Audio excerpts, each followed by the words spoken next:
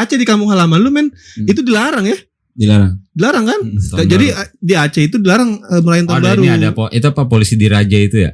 Lu kalau lu ibadah nanti gue bacok lu. Bagus. Enggak, ya benar. Alasan argumen. Makanya jangan ketawa dulu, dengerin dulu orang kalau ngomong. Oke, silakan. Jadi bukan keyakinan namanya kalau lu kalau ada orang yang melecehkan keyakinan itu dan lu diem, itu bukan keyakinan namanya. Betul. Artinya keyakinan itu harus radikal. Harus radikal. Satu bentuk salah satu anak ya. Oh iya.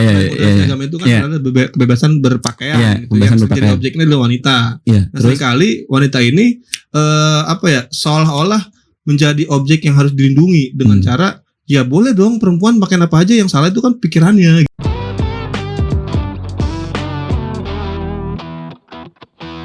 Assalamualaikum warahmatullahi wabarakatuh. Kudu ngumpulin mental dulu ya men.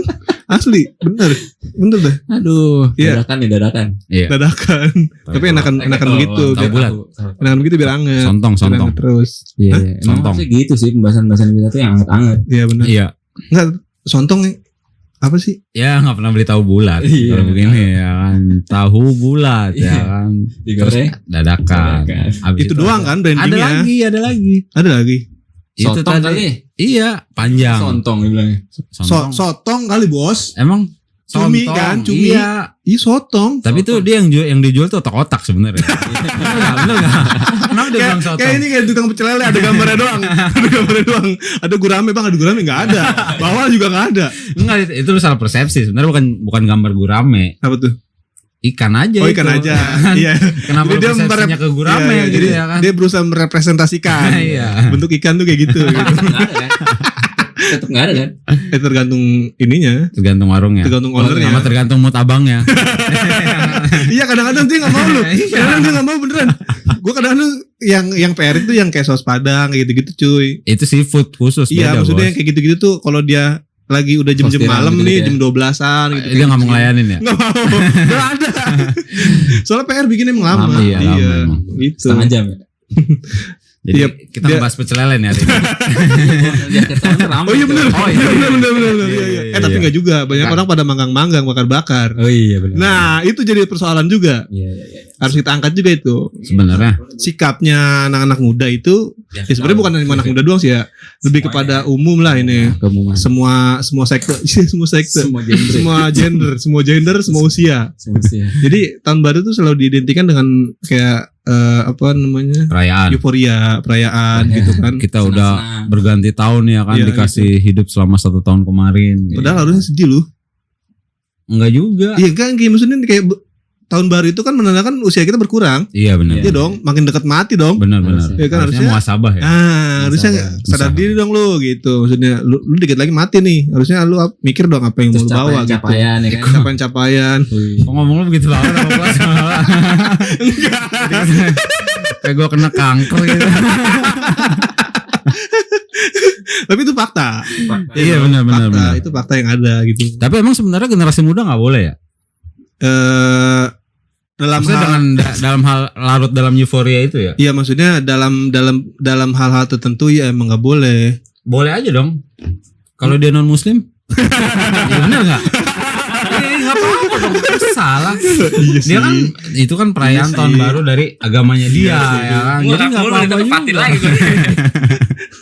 Hati-hati jawab pertanyaan dia ya. Iya benar. Tapi emang betul sih. Boleh pakai. Iya kan, cuma kan bagi kita nih ya, yang notabene kita seorang muslim, ya enggak ada kepentingan sebenarnya di situ. Enggak ada kepentingan di situ. Yang harusnya tadi konteksnya tahun baru itu harusnya ya tadi jadi muhasabah karena berkurang usia kita gitu kan. Kayak ulang tahun aja kan sebenarnya bukan harusnya kita senang-senang, harusnya kita mikir situ usia kita. Ulang tahun mikir gitu ya. Dan ini bukan terjadi sama cuma 1-2 orang, tapi ini jadi budaya. Iya, di seluruh dunia ya. Iya, di seluruh dunia jadi budaya gitu. Tapi yang menarik di Aceh di kampung halaman lu men, itu dilarang ya? Dilarang kan? Jadi di Aceh itu dilarang merayakan tahun baru. Ini ada itu apa polisi di Raja itu ya? Iya, polisi syariat. Iya, polisi syariat. Jadi dan lucunya mereka justru malah bukan ngerayain di Aceh. Jadi di daerah Lovnawe. Dia pada keluar ya. Jadi pada keluar. Ada yang di laut ya. Saking pengennya gitu loh. Saking itu penting banget kayaknya gitu sampai ngeluarin effort lebih gitu loh. Gak jelas. Ya maksudnya udah dipahami sama perintah itu kan, Pemdas itu udah dipahami bahwa ya jangan itu bukan bagian daripada Islam. Iya gitu. Tapi ya namanya manusia kan. Dan ini pengaruh besar dari kebebasan berpikir, kebebasan berekspresi gitu. Iya. Yang akhirnya ya salah kaprah gitu. Dan berakibat nggak sih buat akidah itu? Berakibat sih harusnya. Banget ya. Kenapa? Karena kita ngerayain hari raya yang bukan hari raya orang Muslim. Iya itu. Jadi seolah-olah jadi ya itu formilnya cuy. Iya, maksudnya jadi sebuah kebiasaan yang awalnya kayak gitu ya. Contohnya lagi misalnya kan kayak orang ulang tahun pakai yang tiup lilin gitu ya kan. Kok tiup lilin kok gini sih? Kok tiup lilin gini sih? Enggak jangan tiup lilin di paha. Kalau ini gimana? Nah, maksudnya itu tadi tuh gue mau ngomong pertama itu pakai topi yang lancip gitu ya kan. Nah, itu kan orang enggak tahu sejarahnya ya kayak gitu kan. Lama banget tuh. Nah, kan itu gimana sih sejarahnya? Iya. Coba ceritain dari awal. Bumi itu bulat. Itu nanti lah. Ini lebih kita fokusnya ke sikap yang harusnya gimana sih gitu. Ya itu kalau menurut Islam kan tasabuh ya, ikut agama lain, termasuk kalau kayak gitu. Kalau kita mengikuti raya. Tapi ini masih banyak yang pukul rata soal itu men. Kayak misalkan kalau nggak boleh ikutin budaya orang yang bukan Islam, kenapa lu pakai alat-alat yang memang bukan dari orang Islam tuh yang bikin? Itu banyak banget tuh. Iya benar. Itu kenapa tuh? Seolah-olah teknologi dengan hasil pemikiran peradaban Barat itu sama sama teknologi. Padahal beda. Terpisah. Gitu, Kalaupun ada ya, memang ada alat yang memang identik dengan pemikiran kaum liberal gitu. Iya betul. Hasil dari peradaban lain. Contohnya benda-benda yang buat ibadah. Iya. Salib. Oh iya. Itu kan kita pakai santa, topi punya dia tuh santo. Enggak, maksudnya terus juga itu jadi masalah juga. Ini baik banget sih cuma pakai gini doang gitu. Iya. Ya lu juga lebay, kenapa harus pakai gitu. Ini kalau dibalikin kan gitu ya kan? Iya. Lu juga lebay, kenapa lu harus pakai gitu? Kayak lu enggak ada pakaian lain apa? Apa lu pengen mendegradasi adanya toleransi gitu. Sebenarnya toleransi nggak harus kayak gitu juga kan? Harus. Ya selama ini kan ya isu-isu toleransi itu kan digoreng aja sebenarnya. Iya. Sangat bergaung lah. Sangat bergaung padahal kita udah toleransi. Hepan dengan ajaran sendiri kok gitu kan? Betul. Kenapa lu yang ribet gitu? Ya bahkan teman gue yang non muslim pun kayak gitu. Kayak gitu kan? Kayak gitu lah. Gimana? Maksudnya toleransi kita, toleransi kayak gitu. Gue tiba-tiba ngomong gitu ya. Banyak temen gue juga yang emang muslim, mereka nggak masalahin sih gitu. Iya, maksudnya biasa aja. Secara pribadi mereka kayak nggak ada ancaman dari pihak-pihak orang-orang Islam gitu. Lu kalau lu ibadah nanti gue bacok lu, nggak ada kayak gitu, nggak ada. Justru orang muslim yang bikin framing kayak gitu ya. Yang gitu ya kan. Orang muslim itu sendiri apalagi kita biasa aja gitu. B aja gitu. B aja. Jaksel atau B aja. Biasa jadi B loh. B aja, betul. Iya. Jadi balik lagi ke salat tahun baru ini. Ya sikap yang seharusnya ditunjukkan seorang muslim itu seorang muslim loh. Iya. Itu kayak gimana sebenarnya sih? Iya kan karena tadi kan kebebasan tadi. Negara kita tuh bebas, Bos. Jadi terserah mau ngapain aja. Bebas dalam hal tertentu. Iya benar. Buktinya apa? Buktinya indeks kebebasan berpendapat kan turun.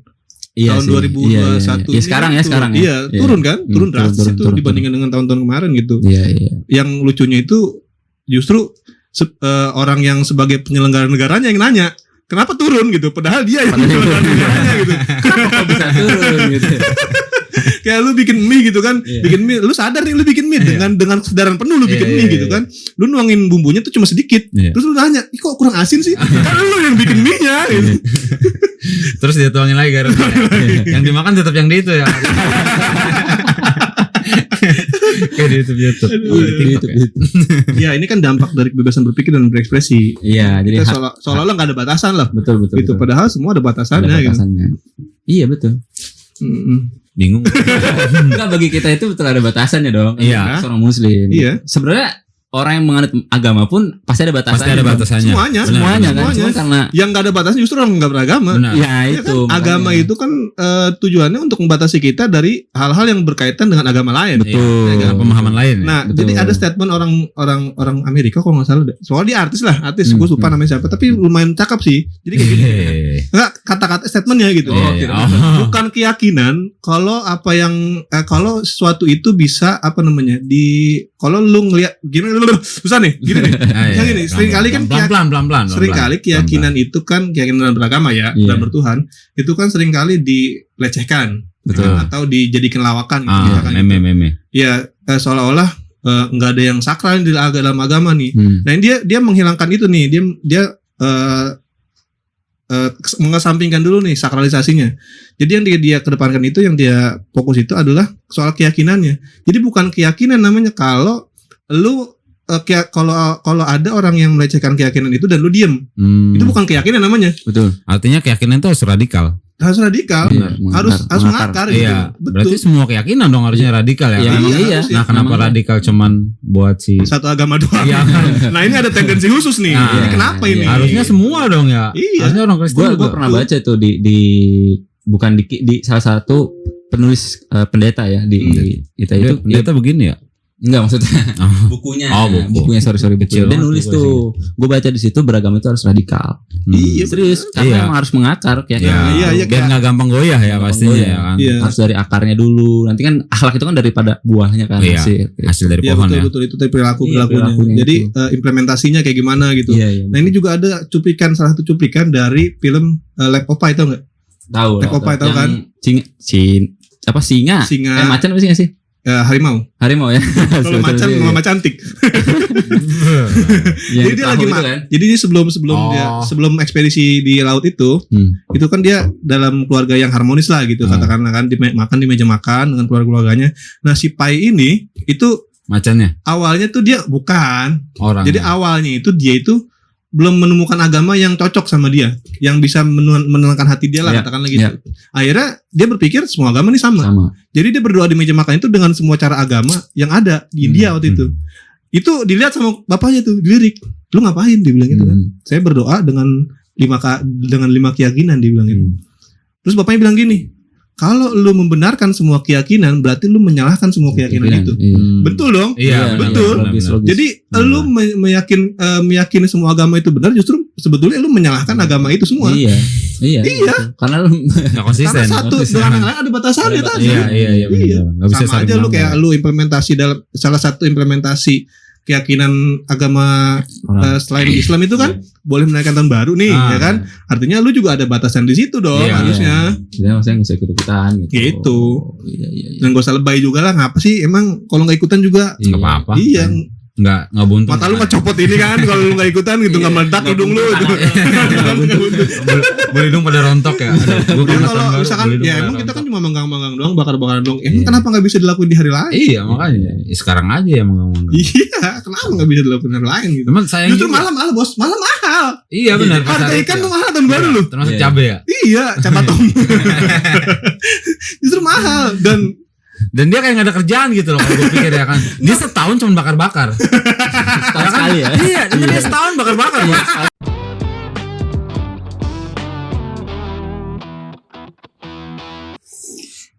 Aduh, kita ada program baru, men.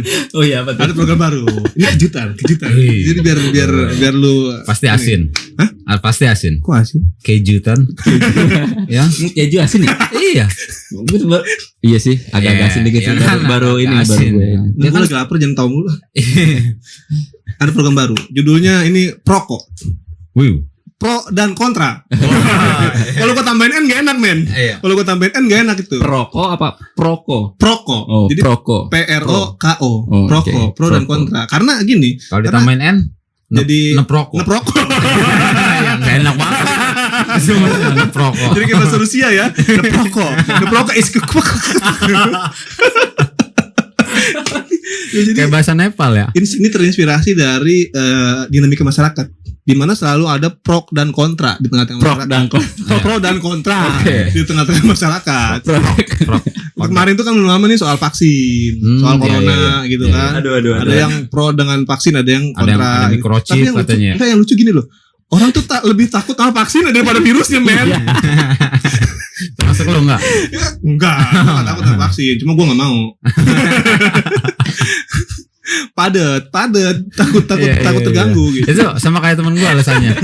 Gue nggak takut sama kecoa, cuman gue nggak mau deket-deket. Kroco, takut sama kroco. Bukan berarti gue menyalahkan vaksin itu, bukan. Ikhtiarnya adalah gitu. Oke, jadi pro dan kontra ini. Soal vaksin. Enggak. Jadi pro dan kontra ini, jadi lu nanti berdua sebagai orang yang merepresentasikan masyarakat. Ya kalau nyuruh gue. Lu berdua. Iya kan gue berdua. Lu sama dia. Ya berarti lu nyuruh gue dong. Enggak. Moderator. Moderator bebas, menguasai panggung. Panggung. Jadi lu berdua ini seolah-olah merepresentasikan masyarakat yang sedang pro dan kontra terkait satu isu basah. Oke ya, sampai sini paham ya? Paham ya. Jadi nanti antara lu gantian nanti. Pro kontranya. Enggak lah, satu tema khusus, satu tema. Okay. Nah, tema yang isu yang lagi hangat dan sebenarnya ini bahasa yang akan terus hangat. Benar. Akan terus hangat. Apaan sih? Ini soal moderasi agama. Moderasi agama. Ya kan? Ini menuai pro dan kontra nih dengan masyarakat isu kayak gini nih. Ada yang pro, katanya kan bagus dong moderasi agama, artinya kita punya kebebasan dalam memanifestasi agama gitu. Ya kan, ada yang beranggapan begitu, banyak lah intinya. Dan ada yang di tengah-tengah ya. Dan banyak juga yang kontra, banyak juga yang kontra, yang tidak setuju dengan moderasi agama ini gitu kan, karena bagaimanapun juga agama adalah hal yang fundamental yang nggak bisa lu semau lu perlakukan. Atur, gitu. Ya. Gitu. Oke, siap? Tahu, gue belum siap nih. Ini gue gatal dikit. Oke, kita masuk ke proko. Oke. Jadi doakan saya. Jadi yang akan pro dengan ini bukan maksudnya kita berandai-andai, bukan ya? Ini kita pakai gini dulu deh, biar kayak ini kita maksudnya tujuannya supaya ketemu juga nih. Siapa tahu kan nanti teman-teman di luar sana, teman-teman di luar sana misalkan ada yang pro dan kontra nih. Misalkan satu tongkrongan, satu circle ribut gara-gara satu isu ya. Misalkan pro kontra gitu ya. Nah, nggak ketemu jawabannya gitu. Siapa tahu ketemu di sini atau malah bikin bingung. Sama tujuannya itu. Tambah bikin bingung. Kita apa? Pemirsa makin bingung. Biar dia mikir sendiri. Jadi ini kita bukan buat untuk berandai-andai, bukan. Oke ya. Jadi yang akan pro terhadap moderasi agama lu. Jadi lah. Sisi kanan. Dendam pribadi nih ini. Tadi makanya pakai topi dulu. Kan antagonis. Iya. Dan yang memiliki sikap kontra terhadap moderasi agama adalah Daud. Oke. Nah, jadi nanti lu menyerang kontra. Iya, lu kontra. Ini yang game Nintendo. Apa itu? Kontra. Oh iya. Berarti dia harus menjelaskan dulu dong apa itu moderasi agama. Ya, moderasi agama dengan secara garis besar itu. Nggak ada penjelasan itu. Karena lama itu ya. Kalau dari awal lama banget itu. Istilah yang lebih mengerucut itu kan liberalisasi agama, yang lebih mengerucut ya. Yang lebih jadul ya. Yang lebih spesifik. Iya.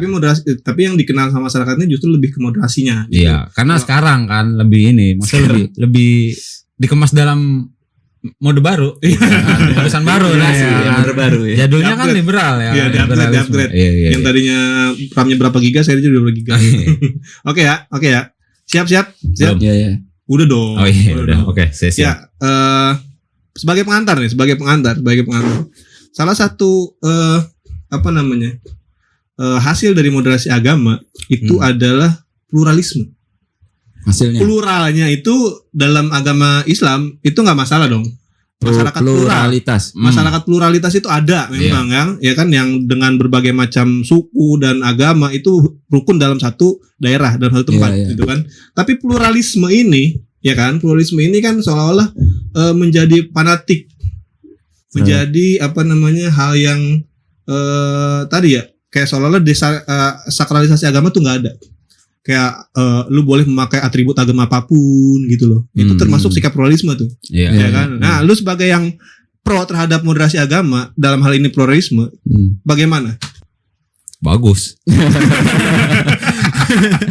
Enggak, ya benar. Alasan argumen. Makanya jangan ketawa dulu, dengerin dulu orang kalau ngomong. Oke, silakan.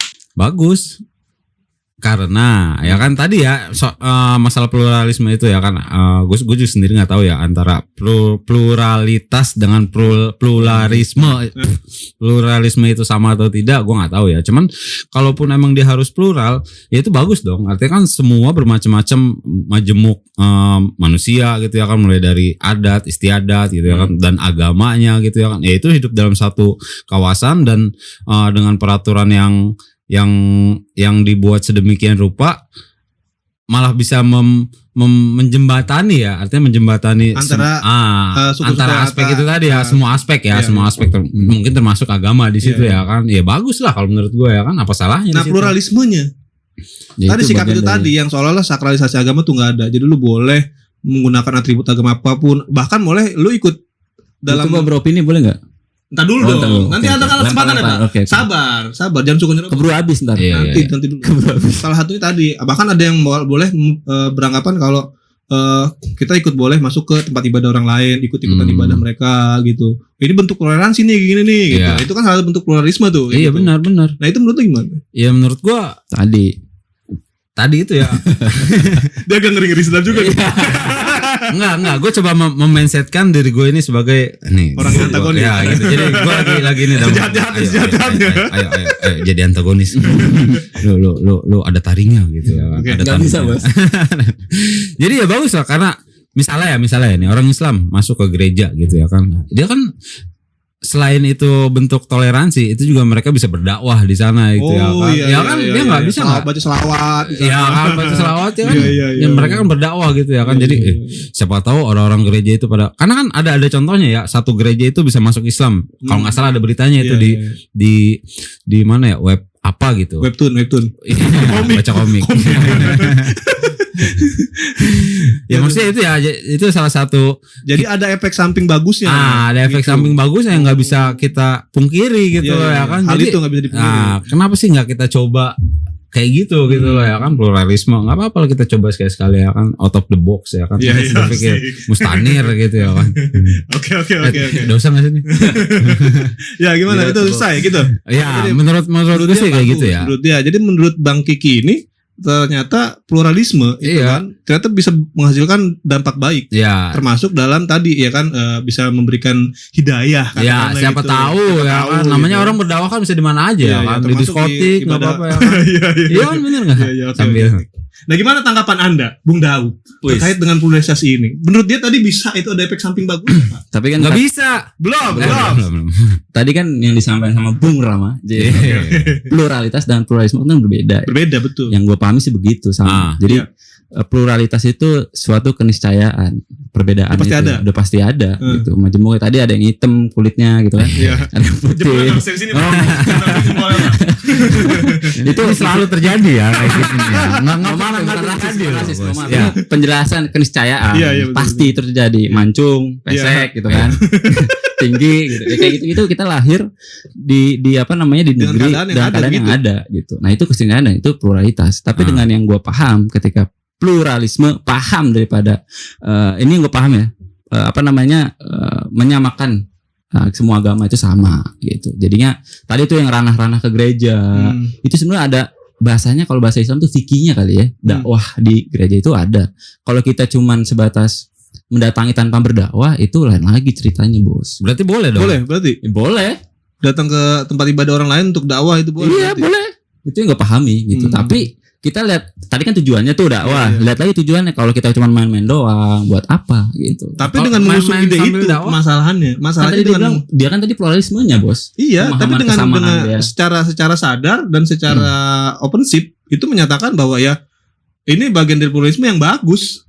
Iya, itu kan, tapi kan pembahasan itu kan bagian daripada dakwahnya kan. Iya. Maksudnya tapi kalau misalkan dia tadi bilangnya nggak apa-apa dong kalau misalnya kita ikut ke semuanya, itu kan dia berarti ke semuanya, bukan tertentu. Iya, mukul rata semuanya, general. Nah, itu kan bisa gitu. Kayak tadi pakaian atribut ibadah orang lain itu nggak bisa. Gimana Bung Rama menurut Anda? Karena memang di dalam Islam tuh ada fikih tadi, terus ada tujuan dakwah segala macam, itu kan harus dipertimbangkan juga. Bukan berarti kita tuh sama sekali tidak boleh untuk masuk ke dalam ibadah orang lain. Iya gitu. Jadi ada pakemnya nih gitu. Iya. Kita harus lihat dulu pakemnya gitu. Berat untuk ya? apa, tujuan apa. Berat dia. Iya, makanya agak susah gitu. Iya kan? Ngebahasnya lagi nih. Ini jadinya nih. Tadi keniscayaan tuh, perbedaan, terus toleransi kan. Ya itu biasa. Jadi sebetulnya pluralisme itu tadi atau yang bahaya itu kan menyamakan semua agama itu sama. Iya kan? Karena nilai kita itu kan berbeda sebetulnya gitu. Nilai ibadah sama agama masing-masing itu beda. Iya, kebaikan menurut kita sama dia itu beda. Jadi disamaratakan gitu. Kita kan menurut Allah ya dia menurut siapa kan gitu. Iya. Tapi kan sama notabene-nya mereka sama-sama berbuat baik dong. Iya kan nilainya beda. Iya, artinya kan sama itu. Ada sebuah ungkapan tindakan. Aksi dong. Baik itu kan aksi ya, sebuah tindakan. Nah, ada tindakan yang emang itu lahir dari masing-masing kepercayaan gitu kan. Dan masing-masing kepercayaan itu semuanya tindakannya pasti baik dong, benar nggak? Nggak ada yang buruk. Nggak mungkin. Artinya kebaikan ke moralitas. Iya. Katakan moralitas ya. Moralitas akhlak manusia itu di atas agama berarti. Benar. Begitu. Menurut Anda gimana? Kita itu lahir sikap akhlak kita itu lahir daripada pemahaman syariat kita. Gitu. Pemahaman keyakinan kita. Gitu. Jadi maksudnya nilai baik atau buruk itu kan tergantung daripada pemahaman keyakinan kita. Iya, benar. Bukan sama rata, maksudnya pemahaman umum lah. Iya, gitu. Keyakinan orang itu beda-beda tadi. Beda-beda. Misalkan tolong menolong. Jadi nggak bisa disamaratakan. Nggak bisa disamaratakan. Jadi begitu bos. Gimana? Ya, tar dulu. Mikir dulu.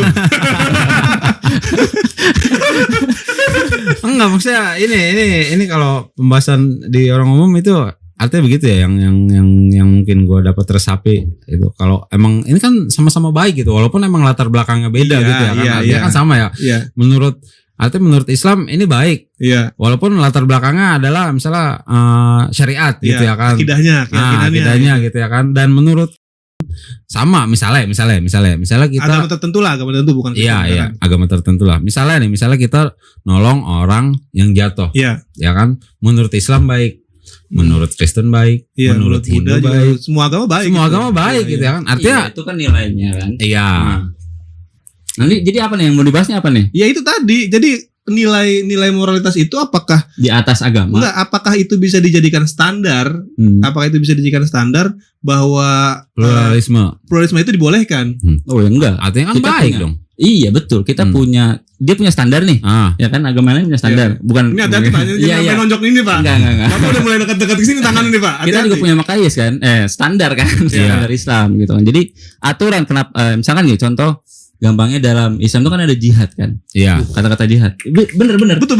Jihad itu kan perang. Iya. Oke. Perang. Jadi ketika orang melihatnya misalkan kalau ngebunuh itu kan konotasinya negatif. Kan? Negatif. Iya, okay. Tapi kalau dalam perang itu bisa baik.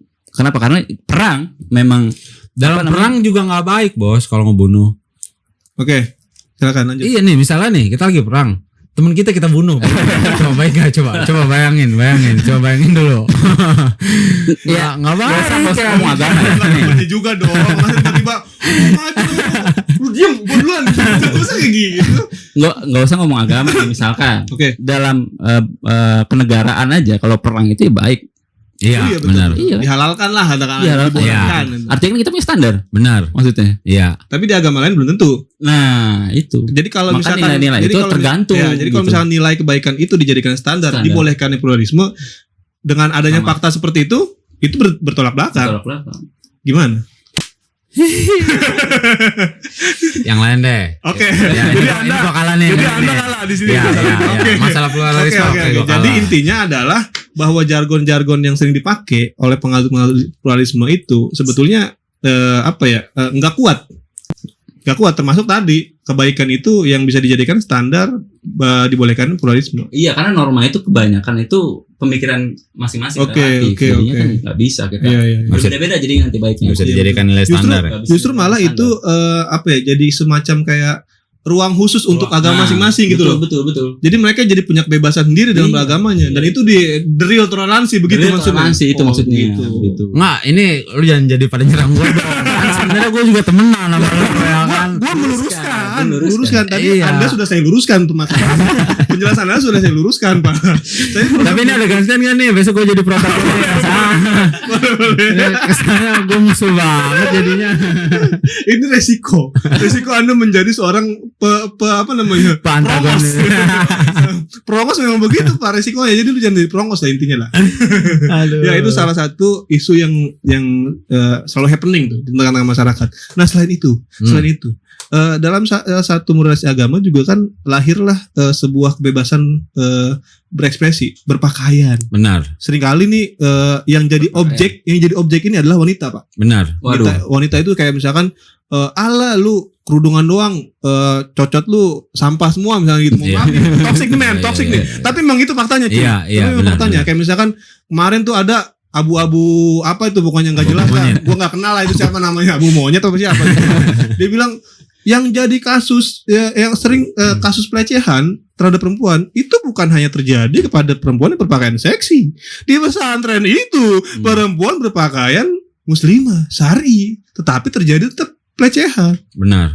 Artinya kan dari sisi orang-orang yang menganut, yang memahami, yang meyakini moderasi agama dalam berpakaian itu sebetulnya enggak bukan jadi faktor. Bukan jadi faktor. Artinya nggak perlu lu ngatur-ngatur berpakaian wanita karena yang kotor itu adalah pikirannya si pemerkosa. Iya benar. Begitu. Menurut Anda bagaimana, Pak? Jangan gua dulu, gantian lah dia. Dia untuk berpikir. Gantian. Bagaimana Pak menurut? Iya. Ya itu kan fenomena ya di tengah-tengah kita ya. Jadi kalau apa yang gue dapet sih dalam Islam itu enggak. Lu bagi gue emang dikit. Itu keras banget nih kayak di sini. Lanjut. Gue sebagai seorang muslim gitu kan, gue berhak untuk mempelajari agama gue sendiri gitu kan. Sampai akhirnya gue menemukan bahwa wanita maupun laki-laki itu wajib menutup aurat, gitu kan. Itu ada surat di surat An-Nur ayat 33 lah, itu salah satunya. Nah, tadi gimana sih? Jadi ya keren banget. Isinya belum dapet, malah nanya lagi ke gua. Jadi ya salah satu bentuk salah satu anak ya. Agama itu kan ada kebebasan berpakaian. Kebebasan berpakaian. Jadi objeknya adalah wanita. Nah, sekali wanita ini seolah-olah menjadi objek yang harus dilindungi dengan cara ya boleh dong perempuan pakai apa aja, yang salah itu kan pikirannya gitu loh. Nah itu menurut Anda sendiri bagaimana, Pak? Panjang sini. Panjang. Oke, silakan aja. Tapi gue singkat sedikit. Bodoh amat. Enggak, tadi kan gue meyakini bahwa setiap laki-laki atau perempuan itu wajib menutup aurat, ya kan? Itu yang gue imani dong, ya kan? Jadi gue mengikuti aturan itu. Nah, ketika ada fakta di tengah-tengah kita, di masyarakat itu ternyata tidak semua paham tentang itu, ya kan? Artinya ini benteng daripada seorang muslim atau muslimah untuk individunya gitu ya. Jadi ketika personal defensif lah ya. Iya, personal defensifnya. Nah, ketika ada trigger apa tadi tuh ngelihat itu pikirannya, bukan pakaian orangnya, bukan pakaiannya kan gitu kan. Itu kan tergantung daripada tadi keimanan tadi itu sebenarnya. Apakah dia bisa menentukan pandangan atau si pelakunya. Meskipun sih bukan korban bahasanya, dua-duanya lah, gitu kan. Dua objek ini harus punya personal defense masing-masing dulu, ya. Nah, dan itu emang disediakan oleh Islam, ada. Disediakan. Iya, oke. Tadi kan turunkan pandangan, puasa segala macam itu kan. Nah, tapi didukung oleh masyarakat itu. Kalau tidak didukung atau lingkungan atau circle-nya. Kalau tidak didukung, artinya itu akan ada masalah-masalah seperti itu. Rapuh jadinya. Gitu. Kita dipaksa untuk mengikuti lingkungan situ. Meskipun dia sebetulnya nggak mau kan gitu. Iya. Nah, kadang-kadang kesempatan juga kan selalu ada. Jadi persoalan pikiran kotor dengan pakaian yang baik atau buruk itu sebetulnya hal yang terpisah. Hal yang terpisah dalam artian punya kewajiban masing-masing. Dalam agama Islam. Iya, betul. Iya. Jadi pakaian itu kewajiban, terus pikiran kotor dan enggaknya itu ya kita balikan lagi ke pemahaman kita. Ya, si laki-lakinya ini gitu.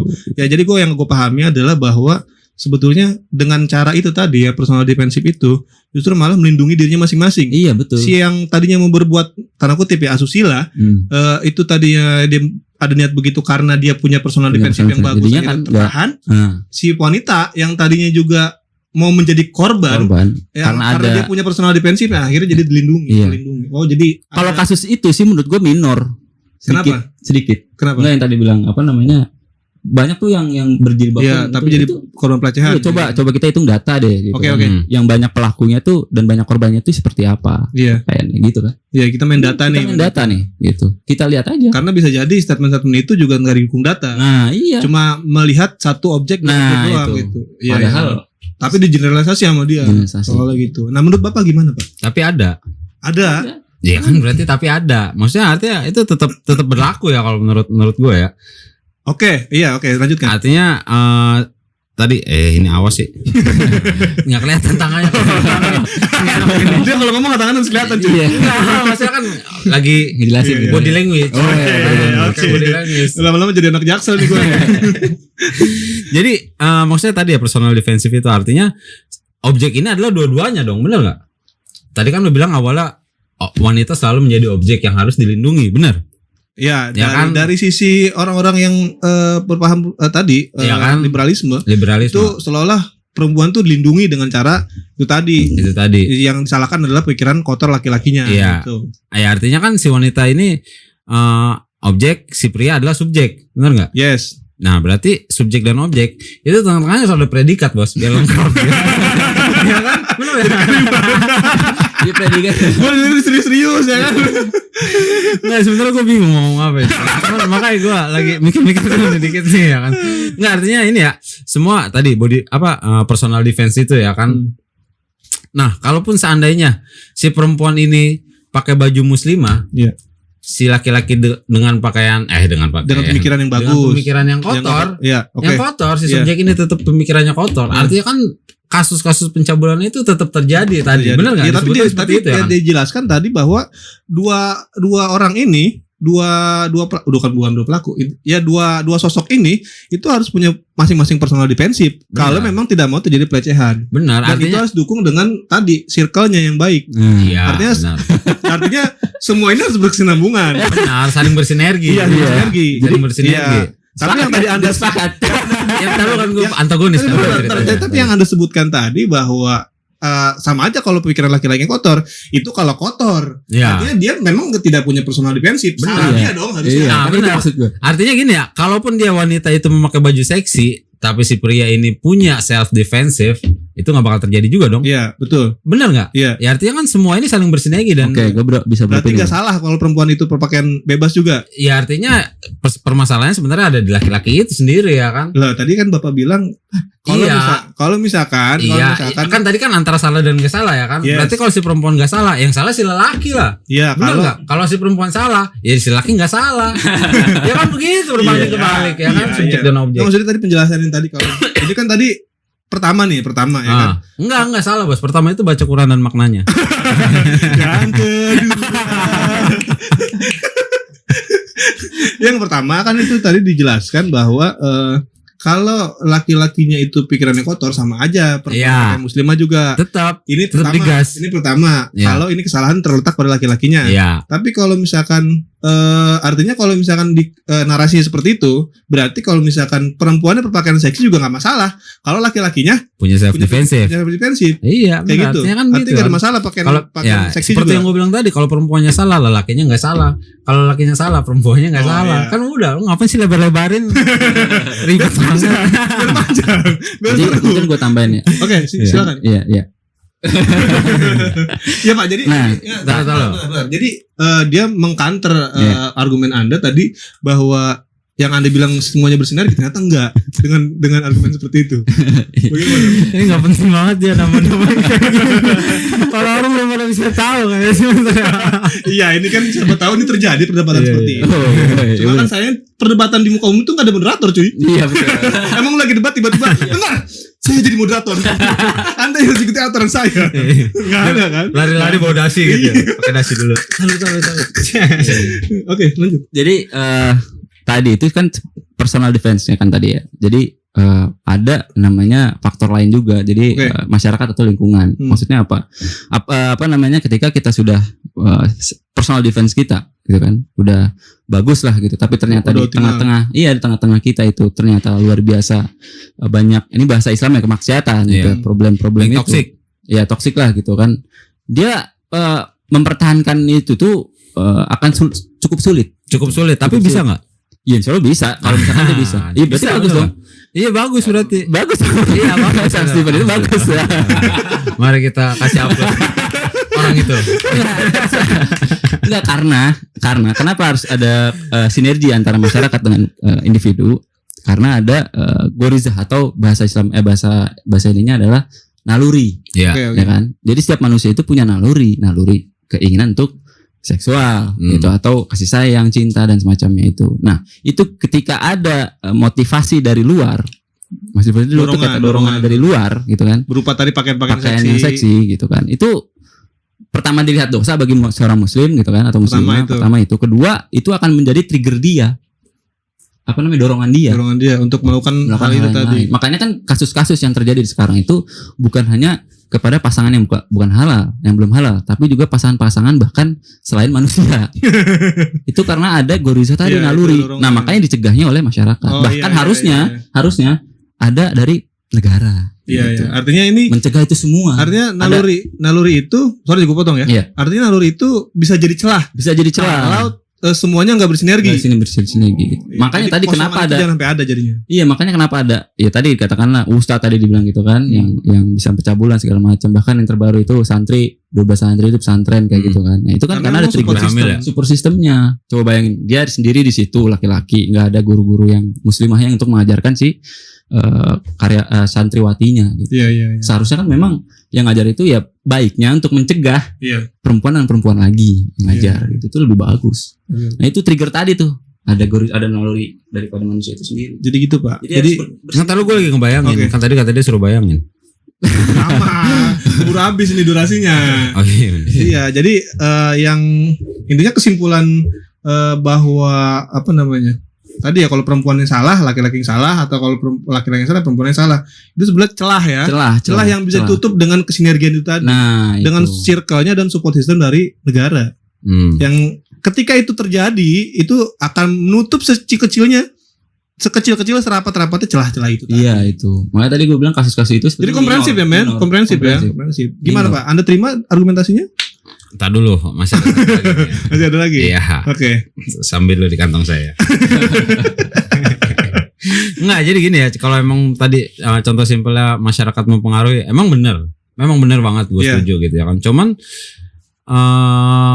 itu tetap faktor utamanya adalah self defensive itu. Contoh simpelnya, orang ngerokok, orang nggak ngerokok, saat dia main di dunia perokok, itu ada juga yang dia bisa kuat bertahan, bos. Dia nggak ngerokok tetap ya kan. Sama kayak misalnya. Artinya berarti celah itu bisa ditutup oleh dirinya sendiri. Iya, dengan dirinya sendiri gitu. Jadi nggak usah menyalahkan misalnya orang yang ngerokoknya. Ya, orang gue nih gara-gara nongkrong di sini nih gue jadi ngerokok gitu ya. Misalnya lu nggak kuat gitu kan. Salah lu nggak kuat. Kenapa lu bisa nggak ngerokok? Harusnya lu ngerokok dong. Artinya self defensifnya nggak kuat. Iya. Dan itu celah ya. Yang karena itu tidak ada sinergi satu sama lain. Iya dong. Yang dia katakan tadi korelasinya ke situ.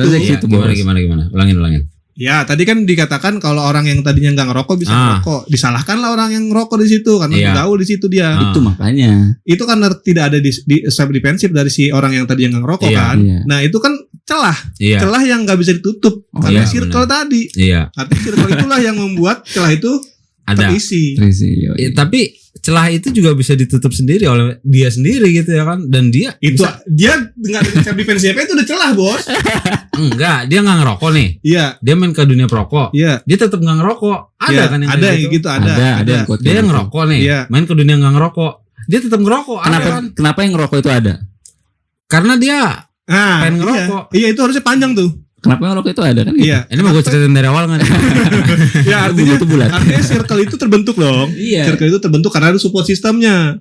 Yang support system itulah yang akhirnya membentuk circle. Circle itu yang akhirnya tadi yang beresiko menjadi celah bagi si orang yang memiliki self defense. Iya, benar juga sih. Kenapa dia bisa ngerokok ya? Iya, itu. Berarti Anda terima argumentasinya? Enggak, sebenarnya ini kita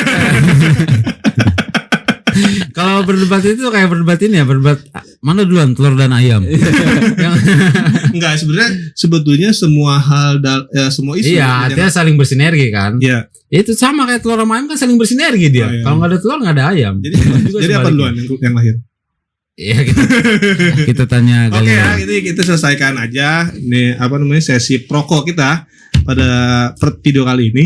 Ya intinya sih balik lagi nih, kita bukan untuk berandai-andai menjadi orang yang antagonis dan orang protagonis. Intinya tujuannya ini semua unfaedah intinya gitu. Enggak dong, ini influence. Kita berharap ini sebagai influence teman-teman yang sedang mengalami ini kegalauan terhadap isu-isu ini gitu loh. Karena banyak juga buat kebuntuan berpikir. Iya betul. Betul, jumud. Jadinya jumud. Iya, jumud. Ngagul. Iya, seolah-olah kayak kan ya kita tahu lah tingkat ketertarikan anak-anak Indonesia, pemuda Indonesia dengan terhadap bahasa itu sedikit banget parah banget emang. Nah itu termasuk ini kan bisa menjadi sarana dong harusnya, karena mereka tidak mau membaca, ya ini jadi sarana nonton ya. Iya benar makanya lu tonton tonton dong. Ternyata ini di tongkrongan ada ya bahasa kayak gini. Iya ada memang ada loh, serius ada gitu. Mudah-mudahan ya. Mudah-mudahan jadi sebuah itu tadi ya kan, jadi sebuah influence. Dan itu bisa mencerahkan lah, katakanlah gitu, walaupun sedikit membingungkan. Intinya itu tadi kita berharap ini menjadi insight baru. Insight baru. Betul. Kan? Yang kemudian insight itu apa? Kasih tahu dulu yang benar. Insight itu ke dalam. Insight itu sisi dalam. Sisi dalam baru. Insight itu kayak apa namanya? Masukan yang bagus lah gitu. Intinya ya itulah pokoknya. Ya ke depan kita insya Allah nih bakal ada lagi cuy gini. Nah gini. Cuma jangan sering-sering lah bos. Kalau bisa tapi nanti gantian. Kita jadi antagonisnya. Oke. Dia jadi protagonisnya. Iya enak banget moderator. Doang lempar-lempar ya. Moderator bebas. Oke. Ya sebelum intinya kesimpulannya adalah isu ini terjadi ya kan karena memang ada faktanya. Ya dong. Benar. Dan hal-hal yang berkaitan dengan liberalisasi, moderasi agama itu nggak bisa dinormalisasi.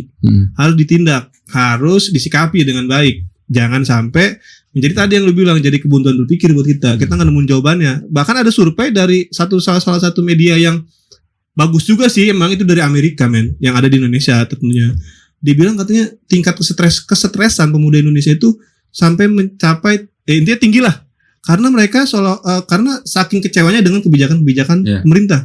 Itu kan bentuk dari kebuntuan berpikir. Jadi seolah-olah mereka tuh nggak menemukan solusi gitu loh, kayak gitu maksudnya. Nah ini kita berusaha memberikan influence itu tadi. Ya semoga itu mendorong mereka untuk menggali lebih dalam lagi. Amin. Begitu. Keren ya. Bahasa kita keren ya. Yo. Oke, terakhir closing statement. Beneran. Jadi gue tetap dengan pendirian gue ya, bahwa moderasi agama itu nggak bagus. Jadi lu udah kalah nih sama dia. Argumentasi lu bisa dipatahkan. Iya, gue sadar. Maaf ya. Sebenarnya moderasi agama itu nggak bagus. Jadi setiap agama itu harus punya batasan-batasan tersendiri. Dan itu adalah ruang toleransi bagi mereka. Dan selama tidak ada pelanggar batas antara agama itu adalah sebuah toleransi. Betul. Justru yang menabrak batasan-batasan itulah yang merusak toleransi. Iya, itu intoleransi namanya. Itu intoleransi gitu. Dan gue sepakat dengan perkataan. Gampang banget tuh. Gak bisa. Gue gak terima. Itu out of box kan. Yang lain dong. Iya. Jadi apa yang udah dibahas sama kita itu mudah-mudahan tadi bermanfaat buat teman-teman. Itu bukan closing statement. Bukan ya. Itu closing statement. Intinya gue sepakat apa yang dia omongkan tadi orang bro Kiki gitu. Iya gue sepakat. Banget. Satu, kedua kita banyak-banyak kita ingetin jadinya. Nggak apa-apa teh. Kita banyak-banyak muhasabah diri. Iya. Muhasabah diri. Apakah introspeksi? Iya, introspeksi lah.